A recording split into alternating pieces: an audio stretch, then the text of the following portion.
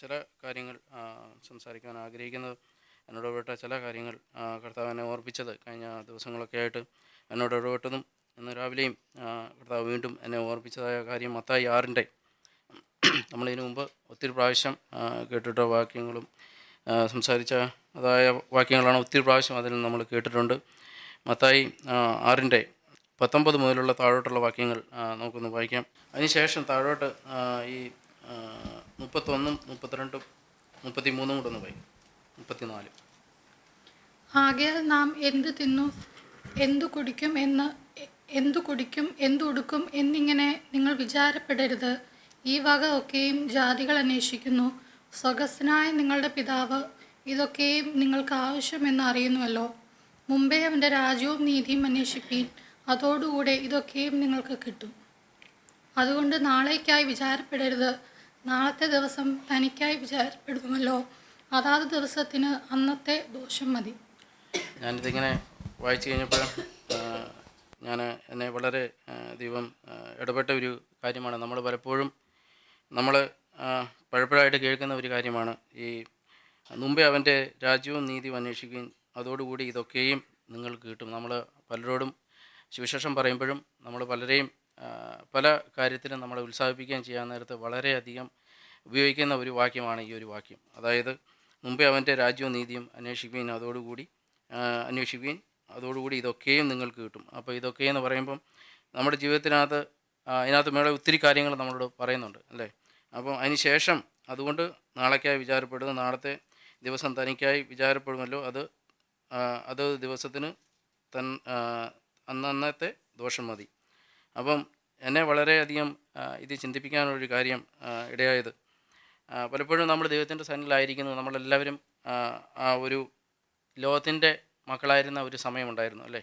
അവിടുന്ന് ചിലപ്പം വളരെയധികം നമ്മൾ ഈ ലോകത്തിൻ്റെ മാതൃപ്രകാരം അല്ലെങ്കിൽ ലോകത്തിലായിരുന്നു, ഈ ലോകപ്രകാരം നമ്മൾ ജീവിച്ചവരാണ്. അതിനുശേഷമാണ് കർത്താവ് നമ്മളെയും വേർതിരിച്ച് ദൈവത്തിൻ്റെ സഭയുടെ ഭാഗമാക്കി തീർക്കുന്നത്. അപ്പോൾ പലപ്പോഴും നമ്മളെ ബലപ്പെടുത്തുന്ന ഒരു കാര്യമാണ്, ദൈവം എല്ലാം നോക്കിക്കോളും, എല്ലാം തരും, കർത്താവാണ് എല്ലാ കാര്യങ്ങളും നമ്മളെ പ്രൊട്ടക്റ്റ് ചെയ്യുന്നത്, അവൻ്റെ വചനം നമ്മൾ പ്രമാണിച്ചാൽ മാത്രം മതി, അവൻ്റെ സന്നിധിയിൽ വന്നാൽ മതി. അത് ശരിയാണ്. നമുക്കറിയാം ദൈവത്തിൻ്റെ സന്നിധിയിൽ വന്നവരെ ആരും ദൈവം ഒരു നാളും കൈവിട്ടിട്ടില്ല. കാരണം നമ്മുടെ കാര്യങ്ങളൊക്കെ നമ്മൾ ക്ലിയറാക്കി കഴിയുമ്പോൾ അവിടെ കർത്താവ് പ്രവർത്തിക്കുന്നതായിട്ട് കാണും. അത് നമ്മൾ ഭൗതികമായിട്ട് നോക്കിയാൽ ഭൗതികമായിട്ടും ആത്മീയമായി നോക്കിയാൽ ആത്മീയമായിട്ടും. അപ്പോൾ ഇതിനകത്തൊരു കാര്യം എന്നെ മനസ്സിലാക്കിയ ഒരു കാര്യം, ഇതിനകത്ത് ഈ കാര്യങ്ങളൊക്കെ ആയിക്കഴിയുമ്പം ആത്മീയമായിട്ട് നമുക്ക് വളരെയധികം ഉയരാൻ കഴിയും. അതുപോലെ തന്നെ സാമ്പത്തികമായിട്ടും ആ ഒരു രീതിയിൽ നമ്മൾ ഉയർന്നു വരുന്നു. ആ സമയത്ത് അതിൻ്റെ മേളിലൊരു കാര്യം എഴുതിയിരിക്കുന്നത്, അതായത് 24, 2 യജമാനന്മാരെ സേവിക്കുവാൻ ആർക്കും കഴിയുകയില്ല. അങ്ങനെ ചെയ്താൽ ഒരുത്തനെ പകച്ച് മറ്റവനെ സ്നേഹിക്കും, അല്ലെങ്കിൽ ഒരുത്തനോട് പറ്റിച്ചേർന്ന് മറ്റവനെ നിരസിക്കും. നിങ്ങൾക്ക് ദൈവത്തെയും മാമോനെയും സേവിക്കാൻ കഴിയുകയില്ല. അപ്പോൾ ഇതിനകത്ത് ഒരു കാര്യം എന്താണെന്ന് വെച്ച് കഴിഞ്ഞാൽ, നമ്മളിങ്ങനെ ആയിരിക്കുമ്പോൾ തീർച്ചയായിട്ടും നമ്മുടെ ജീവിതത്തിനകത്ത് പല കാര്യങ്ങളും ദൈവം തരും, നമ്മൾ മുമ്പോട്ട് പോയിക്കൊണ്ടിരിക്കും. അതെ, അവൻ്റെ നീതിയും രാജ്യവും അന്വേഷിച്ച് നമ്മൾ ഇറങ്ങിയിരിക്കുന്നത് തീർച്ചയായിട്ടും ഇതിനോടുകൂടി നമുക്ക് സകലതും ലഭിക്കും. അപ്പം ജോലിയില്ലാത്തവർക്കാണെങ്കിൽ നമ്മൾ പ്രാർത്ഥിക്കുന്നത്, കർത്താവേ എനിക്ക് ജോലി വേണം, എൻ്റെ സാഹചര്യങ്ങളെല്ലാം മാറണം. നമ്മൾ പ്രാർത്ഥിക്കുന്നു, ആത്മീയമായിട്ടും നമ്മളെ ബലപ്പെടുത്തണം, ശക്തീകരിക്കണമെന്ന് പ്രാർത്ഥിക്കുന്നു. ഇതിനകത്ത് 2 കാര്യം ദൈവം എന്നെ ഓർപ്പിച്ച, ഒന്ന്, ആത്മീയമായിട്ട് നമ്മൾ വളർന്നു വരുമ്പോൾ ആത്മീയമായിട്ടൊരു നിഗളമുണ്ടായി നമ്മൾ വീണു പോകാനുള്ള വളരെ സാധ്യതയുണ്ട്. അതോടൊപ്പം നമ്മൾ എല്ലാം തികഞ്ഞു, ഞാൻ വളരെ കോൺഫിഡൻസോടെ മുമ്പോട്ട് പോയി വീഴുന്ന അനേകരെ നമ്മൾ കാണുന്നു. അതുപോലെ തന്നെ നമ്മൾ സമ്പത്തിൻ്റെ കാര്യം നമ്മൾ ചിന്തിച്ച് കഴിഞ്ഞാൽ നമുക്ക് ജോലിയുണ്ട്, ജോലി ഒക്കെ നമുക്ക് ലഭിച്ചു, ജോലിയാണ് നമുക്ക് മുമ്പോട്ട് കിട്ടുന്നത്. നമ്മൾ കർത്താവിൻ്റെ സന്നിധിയിൽ പ്രാർത്ഥിച്ച് നിരന്തരമായിട്ട് നമ്മളൊരു ജോലിക്ക് വേണ്ടി അപേക്ഷിച്ചു, അല്ലെങ്കിൽ നമ്മൾ പ്രാർത്ഥിച്ച് നമ്മുടെ സാഹചര്യങ്ങളൊക്കെ മാറി നമ്മൾ ജോലിക്ക് പോയിക്കൊണ്ടിരിക്കുന്നു. പക്ഷേ അവിടെ ഒരു തടസ്സമായിരിക്കുന്നത് നമ്മുടെ ആത്മീയ ജീവിതത്തെ ആ ജോലി പലപ്പോഴും തടസ്സപ്പെടുത്തുന്ന ഒരവസ്ഥയിലേക്ക് വന്നു കഴിയുമ്പോൾ നമ്മളെടുക്കുന്ന ഒരു തീരുമാനം, അപ്പോഴാണ് ഒരു തീരുമാനം നമുക്ക് എടുക്കേണ്ടി വരും. ഒന്നെങ്കിൽ നമുക്ക് യജമാനെ സേവിക്കണം, അല്ലെങ്കിൽ ഈ ലോകത്തിൻ്റെ കാര്യങ്ങളിൽ നമ്മൾ നിൽക്കണം, അല്ലെങ്കിൽ നമ്മൾ ദൈവത്തിൻ്റെ സൈഡിൽ നിൽക്കണം. ഇങ്ങനെ വരുമ്പോൾ നമ്മൾ ഏതായിരിക്കും? ആ 2 യജമാനന്മാരാണ് നമുക്ക് അപ്പോൾ വരുന്നത്. അപ്പോൾ 2 യജമാനന്മാർ വരുമ്പോൾ നമുക്കൊരു യജമാനുണ്ട്, ഈ കാര്യങ്ങളെല്ലാം തന്ന ഒരു യജമാനൻ, അത് നമ്മുടെ കർത്താവാണ്. ഇതെല്ലാം നമുക്ക് തന്നിരിക്കുന്നു. ആ യജമാനെയാണ് നമ്മൾ ആദ്യം കാണുന്നതും, ആ യജമാനാണ് നമ്മളെ വിളിച്ച് വേർതിരിച്ച് നമ്മൾ ദൈവത്തിൻ്റെ സന്നിധിയിലാക്കിയതും ആ യജമാനാണ്. ആ സമയത്ത് തന്നെ നമ്മൾ ഈ ലോകത്തിലായിരുന്നപ്പോൾ നമുക്ക് വേറൊരു യജമാനെയും കൂടെ നമുക്ക് കിട്ടുകയാണ്. കാരണം ഈ ലോകത്തിൽ നമ്മുടെ സാഹചര്യങ്ങൾ മാറുന്നു, നമ്മുടെ ജോലി കാര്യങ്ങളൊക്കെ നമുക്ക് ലഭിക്കുന്നു. അതനുസരിച്ച് നമ്മുടെ പല സാഹചര്യങ്ങളും നമ്മുടെ ജീവിതത്തിന് മുമ്പോട്ട് മാറുന്നു.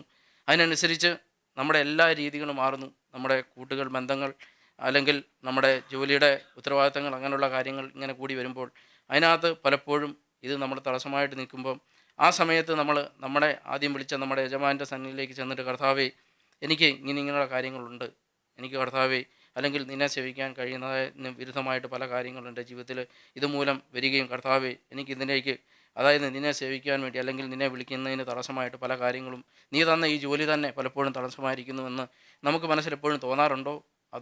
അതെൻ്റെ എന്നെ വളരെ ചിന്തിപ്പിച്ച ഒരു കാര്യങ്ങളാണ്. ഈ കഴിഞ്ഞ ആഴ്ചയൊക്കെ എന്നെ ചിന്തിപ്പിച്ച ഒരു കാര്യമാണ്.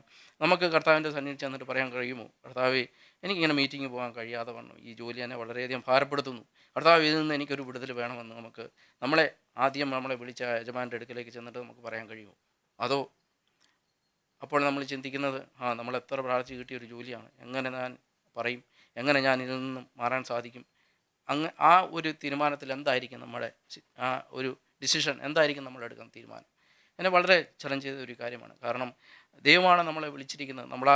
അതിനകത്ത് നമ്മൾ ദൈവത്തിൻ്റെ സന്നിധിയിലേക്ക് വരുമ്പോൾ അതിൻ്റെ മേളിൽ എഴുതിയിരിക്കുന്നു, പുഴുവും തുരുമ്പും കെടുക്കാതെയും കള്ളന്മാർ തുറന്ന് മോഷ്ടിക്കാതെയും ഇരിക്കുന്ന ഈ ഭൂമിയിൽ നിങ്ങൾക്ക് നിക്ഷേപം സ്വരൂപിക്കരുത്.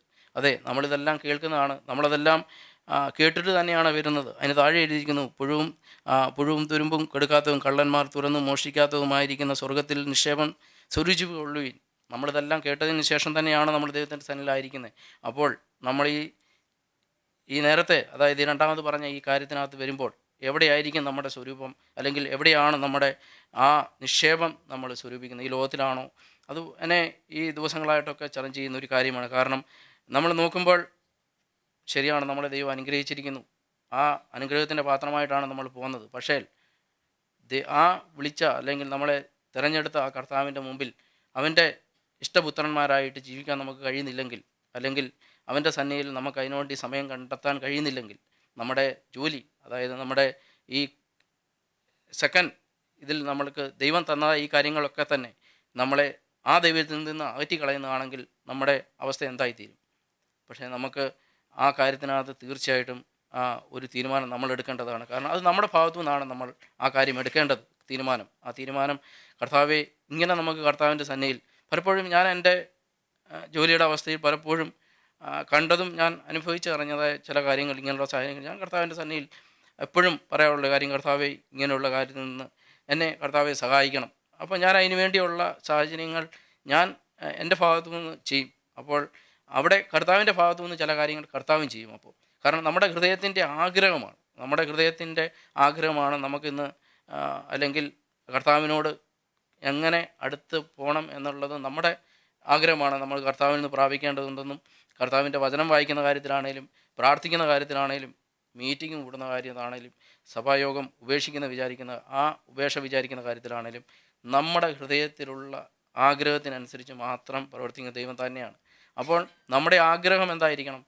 കർത്താവേ, അതെ, നീയാണ് ഇതെല്ലാം എനിക്ക് തന്നത്, പക്ഷേ നീയാണിതെല്ലാം തന്നത്, പക്ഷേ ആ തന്ന നിന്നെ എനിക്ക് പ്രസാദിപ്പിക്കാൻ കഴിയുന്നില്ലെങ്കിൽ, നിൻ്റെ സന്നിധിയിൽ എനിക്ക് വിശ്വസ്തനായിട്ട് നിൽക്കാൻ കഴിയുന്നില്ലെങ്കിൽ നമ്മുടെ അവസ്ഥ എന്താണ്?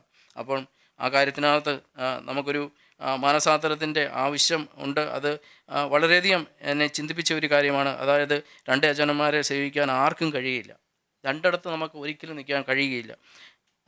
അങ്ങനെ ചെയ്താൽ ഒരുത്തനെ പകച്ച് മറ്റവനെ സ്നേഹിക്കുകയും, അല്ലെങ്കിൽ ഒരുത്തനോട് പറ്റിച്ചേർന്ന് മറ്റവനെ നിരസിക്കും. നിങ്ങൾക്ക് ദൈവത്തെയും മാമോനെയും സേവിക്കാൻ കഴിയത്തില്ല. പക്ഷേ നമുക്കിങ്ങനെ ഒരു ആക്ടിംഗ് ആയിട്ട് നമുക്ക് നിൽക്കാൻ കഴിയുമായിരിക്കാം, പക്ഷേ നമ്മളൊരു അഡ്ജസ്റ്റ്മെൻറ്റിൽ പോകാൻ കഴിയും. പക്ഷേ നമ്മുടെ ഹൃദയത്തിൻ്റെ യഥാർത്ഥ അവസ്ഥ നമ്മളെ തന്നെ ഒന്ന് പരിശോധിച്ച് നോക്കുക. കർത്താവേ, അതെ, നമ്മളെ വിളിച്ച് വേർതിരിച്ച ആ പിതാവിൻ്റെ സന്നിധിയിൽ നമുക്ക് നമ്മുടെ ഹൃദയത്തിൻ്റെ അവസ്ഥ, ശരിയായിട്ടുള്ള അവസ്ഥ എന്താണ്, നമ്മളെവിടെയാണ് ആ വില കൊടുക്കുന്നതെന്നുള്ള ഒരു കാര്യം. അതെ, ഇന്ന് നമ്മൾ കർത്താവിൻ്റെ മേശയോടുള്ള ബന്ധത്തിൽ നമ്മളായിരിക്കുന്നു. അതെ, നമ്മൾ ഇതിലൂടെയൊക്കെ കടന്നു പോകുമ്പോഴും, അതെ, നമ്മൾ ഈ ലോകത്തിലായിരിക്കുമ്പോഴും നമ്മുടെ ഹൃദയത്തിൻ്റെ അവസ്ഥ എന്താണ്?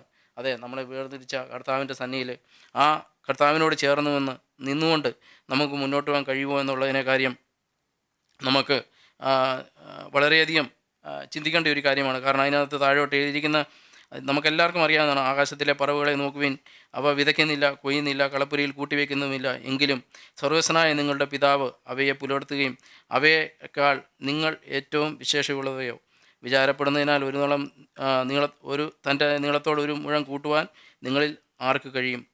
ഉടുപ്പിനെക്കുറിച്ച് വിചാരപ്പെടുന്നത് എന്ത്? വയലിലെ താമര എങ്ങനെ വളരുന്നുവെന്ന് നിരൂപിക്കുവിൻ. അവ അധ്വാനിക്കുന്നില്ല, നൂൽക്കുന്നില്ല. എന്നാൽ ശലോമോൻ പോലും തൻ്റെ സർവ്വമഹത്വത്തിലും ഇവയിൽ ഒന്നിലും ചമഞ്ഞിരുന്നില്ല എന്ന് ഞാൻ നിങ്ങളോട് പറയുന്നു. ഇന്നുള്ളതും നാളെ അടുപ്പിൽ ഇടുന്നതുമായ വയലിലെ പുല്ലിനെ ദൈവം ഇങ്ങനെ ശമിക്കുന്നുവെങ്കിൽ അല്പവിശ്വാസികളെ നിങ്ങളെ എത്രയധികം. അതിനുശേഷമാണ് എഴുതിയിരിക്കുന്നത്, ആകയാൽ നാം എന്ത് തിന്നും, എന്തു കുടിക്കും, എന്തുടുക്കും എന്നിങ്ങനെ നിങ്ങൾ വിചാരപ്പെടരുത്. ഈ വകയൊക്കെയും ജാതികൾ അന്വേഷിക്കുന്നു. സ്വർഗസ്ഥനായ നിങ്ങളുടെ പിതാവ് ഇതൊക്കെയും നിങ്ങൾക്ക് ആവശ്യമെന്ന് അറിയുന്നുവല്ലോ. ഇത് വളരെ പറയുമ്പോൾ ഈസിയാണ്, വായിച്ചു പോകാൻ ഈസിയാണ്. പക്ഷേ ഇതെല്ലാം അറിയുന്ന ഒരു സ്വർഗസ്ഥനായ പിതാവ് നമുക്കുണ്ടെന്നുള്ള ഒരു കാര്യം നമ്മൾ മറന്നു പോകരുത്. കാരണം ഇതെല്ലാം തരുന്നവൻ പിതാവാണ്. ആ പിതാവാണ് നമ്മളെ വിളിച്ചിരിക്കുന്നതും. നമ്മളെവിടെയായിരുന്നു അവിടുന്ന് നമ്മളെ വിളിച്ച് ദൈവത്തിൻ്റെ സന്നിധിയിലാക്കിയിരിക്കുന്നു. ദൈവം നമുക്കെല്ലാം തന്നിരിക്കുന്നു. നമുക്കിപ്പം ജോലിയില്ലായിരുന്നു, നമ്മൾ വളരെ ആഗ്രഹിച്ച് ജോലി കിട്ടുന്നു. ആ ജോലി കിട്ടുമ്പോൾ നമ്മുടെ പ്രയോറിറ്റി എന്തായിരിക്കും, എന്തിനായിരിക്കും? അതെ, ജോലി വേണം. ജോലിയില്ലാതെ നമുക്ക് മുമ്പോട്ട് പോകാൻ കഴിയത്തില്ല. പക്ഷേ ആ ജോലിയും ദൈവത്തിന് ചെയ്യാൻ പറ്റാത്ത ഒരു കാര്യവുമില്ല.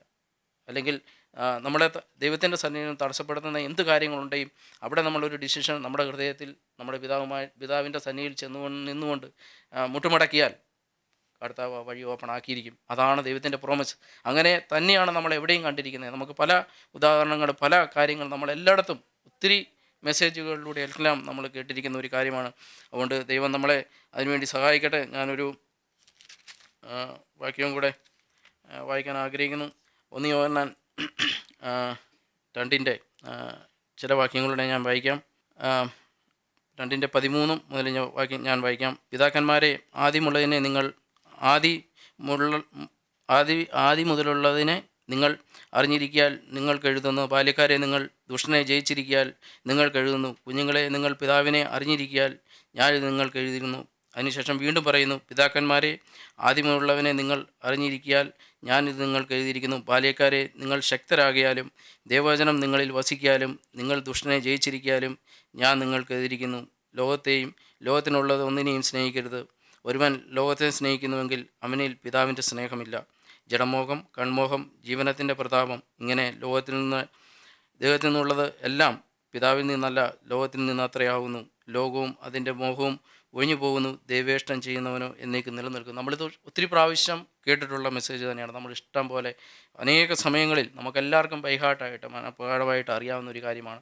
അപ്പോൾ നമ്മുടെ ജീവിതത്തിനകത്ത് നമ്മളെ തന്നെ ചിന്തിച്ച് നോക്കുക, നമ്മൾ ആയിരിക്കുന്ന അവസ്ഥ ഏതാണെന്നുള്ള ഒരു കാര്യം. കാരണം ഈ പറയുന്ന കാര്യങ്ങളിലൂടെ ഞാനിത് ചിന്തിച്ചതെന്ന് ചോദിച്ചാൽ എൻ്റെ ജീവിതത്തിലും ഞാൻ ഈ കാര്യത്തിലെല്ലാം മാനസാന്തരപ്പെടാൻ ആഗ്രഹിക്കുന്നു. കാരണം നമ്മളിത് പറയുമ്പോഴും ആ ദൈവത്തിൻ്റെ സന്നിധിയിൽ എൻ്റെ ആഗ്രഹം ഈ നാളുകളായിട്ട് ഞാൻ ആഗ്രഹിക്കുന്ന ഒരു കാര്യം, കർത്താവേ, അതെ, ഈ ലോകത്തിലുള്ളതും ഈ നശിച്ചു പോകുന്നതുമായ ഈ ലോകത്തിൽ നമ്മുടെ അല്ലെങ്കിൽ നമ്മൾ അധ്വാനിച്ച് നമ്മൾ ഓരോ ദിവസവും അതെ, നമ്മൾ രാവിലെ ഇറങ്ങുന്നു, നമ്മുടെ അധ്വാനം കഴിഞ്ഞ് വൈകിട്ട് മടങ്ങി വരുന്നു, വീണ്ടും ഇതിങ്ങനെ കണ്ടിന്യൂ ചെയ്തുകൊണ്ടിരിക്കുന്നു. ആ സമയത്ത് നമ്മുടെ അധ്വാനം എത്രമാത്രമാണ് നമ്മൾ ഈ ഭൂമിയിൽ ജീവിക്കാൻ വേണ്ടി പാടുപെടുന്നത്. അപ്പോൾ തീർച്ചയായിട്ടും നമ്മുടെ സ്വരൂപം, അല്ലെങ്കിൽ നമ്മുടെ ആ സ്വരൂപിക്കുന്ന നമ്മുടെ നിക്ഷേപം, അതെ, നമ്മൾ ഇതിനകത്ത് വായിച്ച പോലെ തന്നെ, മത്തായിയിൽ വായിച്ച പോലെ തന്നെ നമ്മുടെ നിക്ഷേപം എവിടെയായിരിക്കും എന്നുള്ളതാണ്.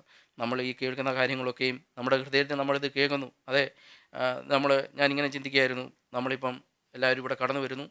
നമ്മൾ കടന്നു വരുമ്പം എൻ്റെ ഹൃദയത്തിലൊരു ചിന്ത ദൈവം തന്നതാണ്. അപ്പം നമ്മളൊരു ഉടുപ്പൊക്കെ ഇട്ടുകൊണ്ടാണ് ഇവിടെ വരുന്നതെന്ന് നമ്മൾ ചിന്തിക്കുക. അതിനുശേഷം നമ്മൾ ഇതിനകത്തോട്ട് കയറുമ്പം അതെല്ലാം അഴിച്ചു വെക്കുന്നു. അഴിച്ചു വെച്ചതിന് ശേഷം നമ്മൾ ഇവിടെ ഇരിക്കുന്നു. അത് നമ്മുടെ സൈഡിൽ തന്നെ ഇരിപ്പുണ്ട്.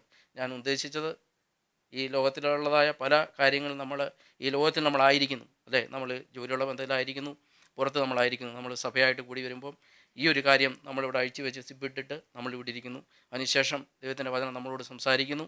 അപ്പോഴും ഈ സംഭവങ്ങളെല്ലാം ഒരു സൈഡിൽ ഇരിപ്പുണ്ട്. നമ്മൾ ഈ വചനമെല്ലാം നമ്മൾ കേൾക്കുന്നു. ആ സമയത്ത് നമ്മുടെ ഹൃദയത്തിൽ നമ്മൾ ചിന്തിക്കുന്നു, കർത്താവേ, മൈ ഗോഡ്, നമ്മൾ വളരെ കേൾക്കുന്ന വചനത്തോടുള്ള ബന്ധത്തിൽ നമ്മൾ വളരെയധികം നമ്മുടെ ഹൃദയത്തിൽ വീണ്ടും നമ്മൾ കർത്താവിനെ സ്തുതിക്കുകയും വാഴ്ത്തുകയും നടത്തിയ കാര്യങ്ങളും വചനം കേൾക്കുകയും സാക്ഷ്യം കേൾക്കുകയും ഇതെല്ലാം നമ്മൾ ചെയ്യുന്നു. പക്ഷേ ഞാൻ അതിനെപ്പറ്റി ഒരു ചിന്ത ഇന്ന് എൻ്റെ ഹൃദയത്തിൽ കൂടെ വന്നതാണ്. നമ്മൾ തിരിച്ചു പോകുമ്പം വീണ്ടും നമ്മൾ ഈ കോട്ടെല്ലാം എടുത്ത് വീണ്ടും ഇട്ടിട്ട് വീണ്ടും ഈ ലോകത്തിലോട്ട് പോകുന്നു. അതെല്ലാം ഫുൾ കവറായിട്ട് നമ്മൾ നിൽക്കുന്നു. വീണ്ടും നമ്മൾ ഈ ലോകത്തിൻ്റെ രീതിയിൽ ജീവിക്കുകയാണെങ്കിൽ എന്തായിരിക്കും അതിനർത്ഥം? പക്ഷേ കർത്താവ് ആഗ്രഹിക്കുന്നത് നമ്മൾ ഓരോ ദിവസം കഴിയുന്തോറും നമ്മൾ ഈ കേൾക്കുന്ന വചനം നമ്മുടെ ജീവിതത്തിനകത്ത് ഈ ലോകത്തിൻ്റെതായ എല്ലാ കാര്യങ്ങളും ഓരോ ദിവസം കഴിയുന്തോറും അഴിഞ്ഞ് മാറി നമ്മൾ യഥാർത്ഥമായിട്ടും ആ കർത്താവിൻ്റെ സ്വരൂപത്തോട്, അതെ ഇന്ന് സൗരം പ്രാർത്ഥിച്ച പോലെ കർത്താവിൻ്റെ സ്വരൂപത്തോട് അനുരൂപമാകാൻ വേണ്ടി നമ്മൾ ഓരോ ദിവസമായിരിക്കുന്നു. അപ്പോൾ തീർച്ചയായിട്ടും കർത്താവ് നമ്മളെക്കുറിച്ച് ആഗ്രഹിക്കുന്നത് ആ മലിനമായ എല്ലാ കാര്യങ്ങളും വിട്ട്. ഞാൻ പറയുന്നില്ല ഇവിടെ ഇരിക്കുന്നവരാരും അങ്ങനെ വരുന്നവരാണെന്നുള്ള രീതിയിലല്ല ഞാൻ ഈ പറയുന്നത്. ഞാൻ എന്നെ തന്നെ കണ്ടിട്ട് എന്നോട് തന്നെ ദൈവം ഇടപെട്ട കാര്യമാണ് ഞാൻ നിങ്ങളോട് പറഞ്ഞത്. കാരണം ദൈവം ആഗ്രഹിക്കുന്നത് നമ്മൾ വിശുദ്ധരും നിഷ്കളങ്കരും ദൈവത്തിൻ്റെ സന്നിധിയിൽ നമ്മൾ യഥാർത്ഥമായിട്ടും കർത്താവിൻ്റെ സന്നിധിയിൽ ബലത്തോടെ. അപ്പം ഈ ഇന്നലെ സുനിൽബർ പിന്നെ ഞങ്ങളവിടെ ഇങ്ങനെ കൂടിയപ്പം സഹോദരൻ കഴിഞ്ഞ മുമ്പേയും എന്നോട് പറഞ്ഞൊരു കാര്യം, നമ്മൾ കർത്താവിൻ്റെ അല്ലെങ്കിൽ ദൈവത്തിൻ്റെ കാര്യം കർത്താവിൻ്റെ കാര്യം നമ്മൾ പറയുമ്പം നമ്മൾ ഇത്രയും മാത്രം ഒരു കാര്യം ചിന്തിച്ചാൽ മതി. അതായത് ഉൽപ്പത്തി ഒന്നിൽ എഴുതിയിരിക്കുന്ന ഒരു കാര്യം സഹോദരൻ കഴിഞ്ഞ ആഴ്ചയും എന്നോട് പറഞ്ഞു, ഇന്നലെ കൂടിയപ്പോഴും സഹോദരൻ പറഞ്ഞ ഒരു കാര്യമാണ്, ആദിയിൽ ദൈവം ആകാശവും ഭൂമിയും സൃഷ്ടിച്ചു എന്നൊരു കാര്യം നമ്മുടെ ഹൃദയത്തിൻ്റെ ഉള്ളിൽ ഉണ്ടെങ്കിൽ അത് മാത്രം മതി. കാരണം ആത്മാവിൽ ആദിയിൽ ദൈവം ആകാശവും ഭൂമിയും സൃഷ്ടിച്ചു. അതാണ് നമ്മുടെ ദൈവം. ആ ദൈവത്തിൻ്റെ സന്നിധിയിലാണ് നമ്മളായിരിക്കുന്നത്. അതാണ് നമ്മുടെ ദൈവം. കാരണം അത് അതോടുകൂടി സർവ്വതുമായി. അതിനുശേഷം പറയുന്നുണ്ട്, ഓരോ കാര്യങ്ങൾ ഇങ്ങനെ പറയുന്നുണ്ട്.